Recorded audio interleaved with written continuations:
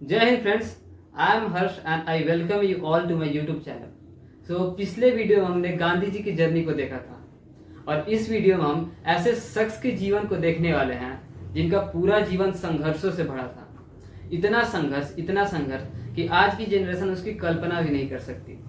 उन्होंने अपने समाज की कुनीतियों से जूझते हुए इतनी शिक्षा प्राप्त की कि इस देश की पूरी संरचना ही बदल दी, चाहे वो सामाजिक स्तर पे कहें या आर्थिक स्तर पे। उनके नाम पे चार थीसिस है, 4 पीएचडियां हैं। उन्होंने अपने जीवन में इतनी बुक्स लिखी, इतनी बुक्स कि किसी एक इंसान के पढ़ने में उसकी सारी जीवन ही निकल जाए।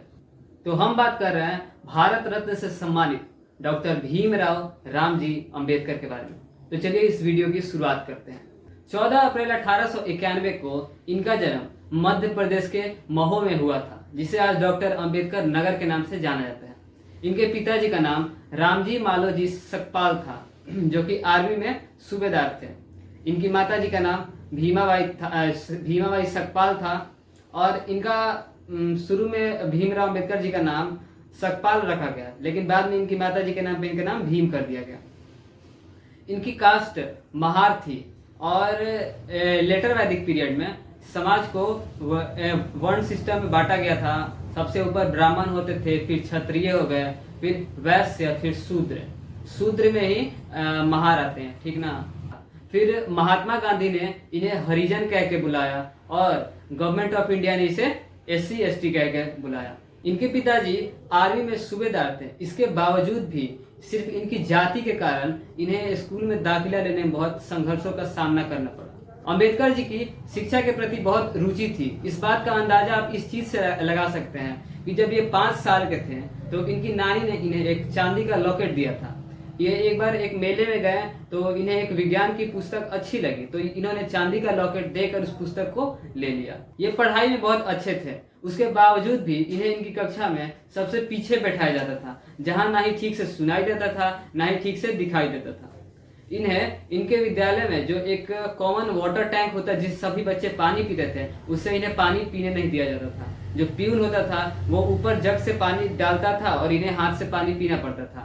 और जब कभी प्यून एब्सेंट हो तो इन्हें पूरा दिन प्यासा ही रहना पड़ता था। उसके बावजूद भी ये कभी अपनी हिम्मत नहीं हारे। इनकी अच्छी पढ़ाई के कारण 1897 में ये मुंबई जाते हैं और इन्हें मुंबई के अल्फिंस्टोन हाई स्कूल में दाखिला मिल जाता है। लेकिन वहाँ भी इन्हें अनटचेबिलिटी का सामना करना पड़ता है। वहाँ भी ये क्लास में पीछे बैठते थे, वहाँ के लोग इनसे दुर्व्यवहार करते थे, लेकिन उसके बाद भी ये शिक्षा के प्रति बहुत अग्रसर रहे। उस समय बाल विवाह का बहुत प्रचलन था, इसीलिए इनकी शादी रमाबाई से इनकी 15 साल की उम्र में हो गई। 1907 में इन्होंने मैट्रिकुलेशन का एग्जाम पास किया। 1912 में इन्होंने बॉम्बे यूनिवर्सिटी से इकोनॉमिक्स की डिग्री ली, पॉलिटिकल साइंस की डिग्री ली, जिसमें बड़ौदा के गवर्नमेंट ने इन्हें सहायता किया था, जिसके कारण ये 1913 में जब इनकी आयु 12 साल थी तो ये यूनाइटेड स्टेट्स के कोलंबिया यूनिवर्सिटी में दाखिला लेते हैं। Economics, history, geography, anthropology, sociology, philosophy, इन सारे सब्जेक्ट्स में इन्होंने महारत हासिल किया और 1915 में सारे सब्जेक्ट से MA पास किया। फिर इन्होंने अपनी पहली थीसिस लिखी एंशिएंट इंडियन कॉमर्स। 1916 में इन्होंने अपनी दूसरी थीसिस लिखी नेशनल डिवाइडेड ऑफ इंडिया। फिर 1927 में इन्होंने इकोनॉमिक्स से PhD हासिल की। फिर इन्होंने अपनी तीसरी थीसिस और चौथी थीसिस पूरी की। फिर वो भारत लौट आए और उन्होंने सोचा कि अपना सारा पढ़ाई, अपनी सारी एक्सपीरियंस को अपने देश और अपने समाज के लिए समर्पित कर देंगे। अब भारत में नेशनल मूवमेंट शुरू हो चुका था और उन्होंने सोचा कि वो दलितों के सारे हक के लिए लड़ेंगे, सारे प्रॉब्लम, सारे कॉज जो भी हैं, और खुद को तैयार किया और फिर भारतीय राजनीति में कदम रखा। उनके जीवन को शुरुआत करने से पहले हम उन घटनाओं पर चर्चा करेंगे जिसने उनके जीवन को प्रभावित किया, इतने कठिन मार्ग पे चलने की उनको प्रेरणा मिली। तो बात उस टाइम की है जब अंबेडकर जी 6 साल के थे।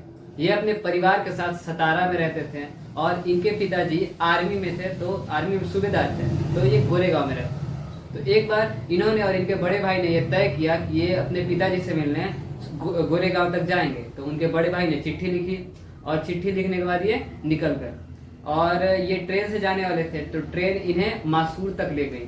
वहाँ ये उतरे फिर इन्हें लगा कि वहाँ इनके पिताजी या कि कोई कर्मचारी इन्हें पिकअप करने आने वाला है, पर कोई नहीं आया। तो वहाँ एक स्टेशन मास्टर थे, उनसे इन्होंने हेल्प लेने का सोचा। तो जब बुलाया तो स्टेशन मास्टर इनके पास आए और देखा कि काफ़ी अच्छे ढंग से तय थे, तो उन्हें लगा कोई अच्छे घराने के होंगे। तो उन्होंने आते ही इनसे इनकी कास्ट पूछी। तो कास्ट बड़े भाई ने बताया कि हम महार हैं। तो ये सुन के स्टेशन मास्टर उतनी रुचि नहीं दिखाई, लेकिन थोड़े अच्छे दिल के थे। तो उन्होंने बोला कि ठीक है, आप यहाँ टांगे पकड़ के गोरेगांव तक जा सकते हैं, लेकिन अपनी कास्ट किसी को नहीं बताइएगा। जब वो लोग टांगे लेने के लिए बाहर निकले तो जो टांगा वाला था उसने भी उनसे उनकी कास्ट पूछी। तो कास्ट उन्होंने बता दिया कि महार है। तो फिर टांगे वाले ने बोला कि मैं नहीं जाऊँगा, किसी और टांगे से जाओ। तो उनके बड़े भाई ने कहा कि भले तुम दुगने पैसे ले लो, लेकिन हमें साथ लेके चलो। तो टांगे वाले ने कहा कि ठीक है, लेकिन टांगा तुम्हें खुद चलाना होगा। तो बड़े भाई ने टांगे उन्होंने खुद चलाया और दोनों गए। बीच रास्ते में अंबेडकर जी को बहुत जोर से भूख लगी, लेकिन पानी उनके पास था नहीं, और टांगा वाले ने भी कुछ मदद वो कर नहीं रहा था, आसपास में भी कोई दिख नहीं रहा था। तो पास में एक तालाब थी, वहां से अंबेडकर जी को पानी पीना पड़ा। जो तालाब का पानी बहुत ज़्यादा दूषित था, उसमें जानवरों के अवशेष थे, और आसपास उनके सिर्फ जो कास्ट थी उसी के कारण आसपास के लोग भी उनकी सहायता नहीं कर रहे थे। तो उस समय उस चीज़ का पानी अंबेडकर जी ने पिया, और ये चीज़ भी उनके जीवन में बहुत उनको प्रभावित किया। और दूसरी घटना ये थी कि बड़ौदा के महाराज की सहायता से बाहर पढ़ने जा सके, और जब पढ़ के भारत वापस आए तो इनके पास अच्छी शिक्षा हो चुकी थी। लेकिन ये भारत आने के बाद सोचे कि अब ये कहाँ जाए। तो भारत आने के बाद वहीं पे एक पारसी होटल में ठहरे। वहाँ जो रिसेप्शनिस्ट था उसे अपनी जाति इन्होंने बताई, पर शायद वो दिल का अच्छा था तो बोला कि कोई जाति पूछे तो पारसी ही बताइएगा, और उन्हें ठहरने दिया। लेकिन उस होटल में ये था कि बहुत खंडर होटल था, एकदम अंधेरे कमरे थे, लाइट नहीं आती थी, रात में ना ही बिजली होती थी ना ही कोई लैंप होता था, और इन्हें अपनी पढ़ाई करनी थी तो वहाँ ठीक से कर नहीं पाते थे। इस कारण वहाँ ये बहुत ज़्यादा मेंटली टॉर्चर हुए। उसकी कहानी समझते हैं कैसे हुए। ये जब बाहर अपने काम के लिए जाते थे, करीब 10 बजे जाते थे, तो ये सोचते थे कि जितना देर हो सके उतने देर बाद ये वापस लौटे। तो करीब 7, 8, 9 बजे तक रात को घर आते थे।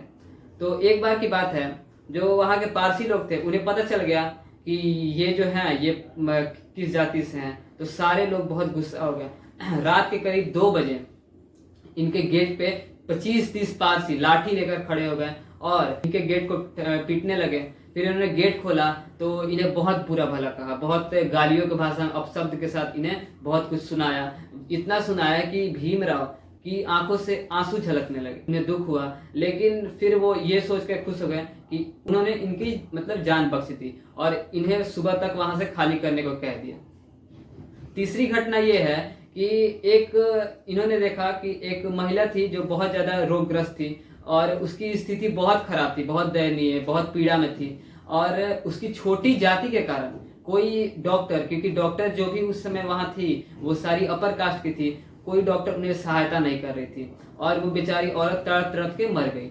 ये भी इंसिडेंट उन्हें बहुत प्रभावित किया, जिसके कारण वो इतने कठोर बने अपने समाज के लिए, अपने देश के लिए। तो अभी तक हमने इतना देखा कि अंबेडकर जी का जन्म कहाँ हुआ, कैसे समाज में हुआ, उनके शिक्षा के सफर में उन्हें कितनी कठिनाइयों का सामना करना पड़ा, फिर भी कितनी सारी उन्होंने उपाधियों को हासिल किया।